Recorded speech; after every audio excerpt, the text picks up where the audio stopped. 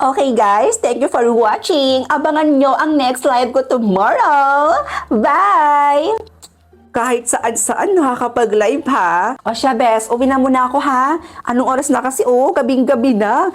Bukas mag-live pa ako. Alam mo namang laging inaantay ng mga followers ko yung live ko. Bye! Mga mima ko, naghahanap ba kayo ng sunscreen for acne-prone skin na hindi malagkit? Well, kung oo, itry nyo na tong Sunbrella Triple UV Acne Care Sunscreen. This sunscreen has triple acne care ultra lightweight formula, perfect matte finish, and protect and repair. At dahil sunscreen naman ito, madali lang itong i-apply sa face natin. Wala din itong white cast at hindi rin siya malagkit sa face. And this is my final look to apply my sunscreen. At kung mapapansin ninyo, nag-glow din siya sa face ko, diba? Kaya kung ikaw ay naghahanap din ng sunscreen na pwede sa oily skin at sa acne-prone skin, well, itry mo na din to. Nakakainis? Hay nako te, imbis na ma-stress ka dyan, isukat mo na lang kaya to. Ang ganda kaya nito. Sigurado ka bang kakasya sa akin yan? Bukas na yung kasal ko. Ba't pa kasi ako in-scam nung kausap ko dun sa wedding gown? Aligaga tuloy ako ngayon. Ate naman, hayaan mo na yun. At least ngayon, nakagawa tayo ng paraan. Ito na yun, no? O, tingnan mo kaya tong gown na to. Ang ganda kaya. Patingin nga. Wow! Maganda naman siya.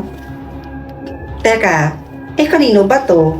Baka pag sinuot ko to sa kasal ko, mas lalo kami maghiwalay ni Hector Hiniram ko lang yan sa best friend ko. Sinuot pa daw yan ng nanay niya nung kinasal siya. Pero naitago naman daw nila ng maayos yan. Kaya tingnan mo, parang bago lang, di ba? Ang ganda pa rin.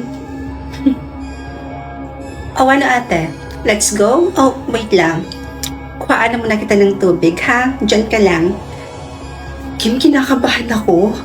Ano? Kinakabahan? Bakit naman?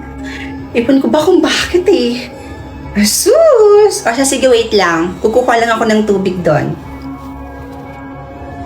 Ate, uminom ka muna.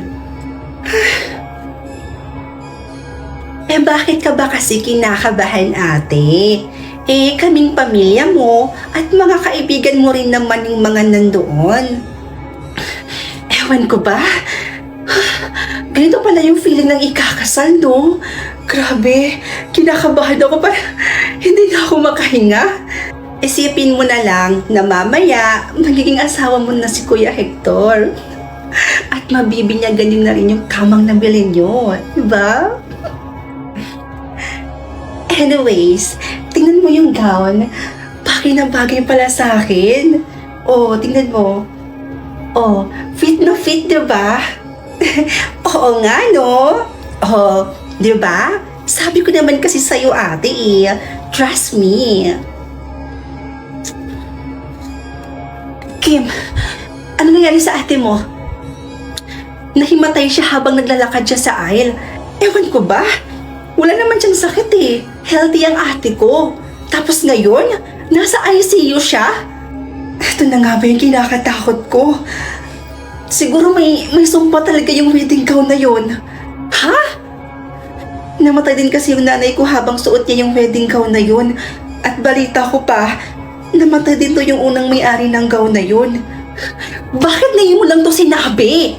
Tsaka bakit pinahiram mo pa? Excuse me, ginawa na namin ang lahat para mailigtas si Miss Fiona. Pero ang bilis kumalat ng lason sa katawan niya. Kaya ikinalulungkot kong sabihin sa inyo na wala na po si Miss Fiona. Nakikiramay po ako.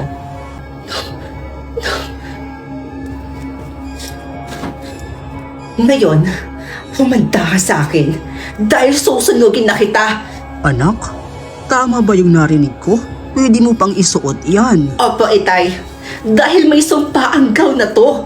Naalala niyo pa po ba nung kinasal kayo ni inay na habang suot-suot niya ang gown na to, nahimatay siya at namatay din sa araw na yun? Katulad nung may-ari ng gown na to, di ba namatay din po siya habang suot ang gown na to? May sumpa ang gown na to, Itay. Kaya dapat dito, sunugin. Nak, totoong may sumpa ang gown na isinuot ng nanay mo. Pero yung gown na hawak-hawak mo ngayon, hindi yan ang gown na isinuot ng nanay mo. Dahil ang gown na yon, matagal na namin sinunog. Po? So bakit namatay si Ate Fiona? Planado ba ang lahat? May kinalaman kaya si Kim dito? Grabe. You know, Tanya, I can't believe na ikakasal na ako sa taong pinakamamahal ko. Oo nga eh. At kay Kuya Hector pa talaga. Grabe no? Sino mag-aakala na ikaw ang magtutuloy ng kasal ng ate mo? Oo nga. Finally, after 10 years na in relationship kami ni Hector, matutuloy na yung kasal namin. 10 years? Teka, di ba kakamatay lang ng ate mo 5 years ago?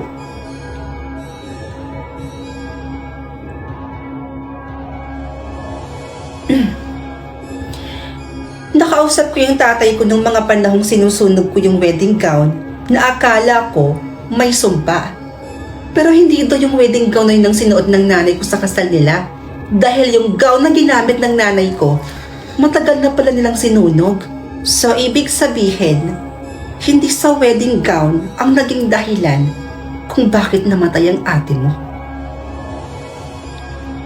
At nung gabing pagkatapos bawian ng buhay ng ate mo, nakita ko kayong dalawa ni Hector sa hotel na magkasamang magka-holding hands. Kim, magtapat ka sa akin. Tama ba ako ng hinala?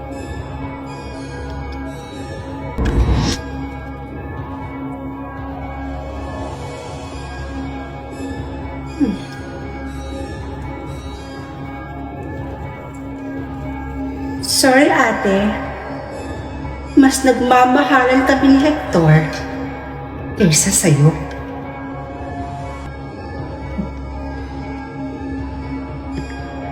Ate, eto na yung tubig nyo.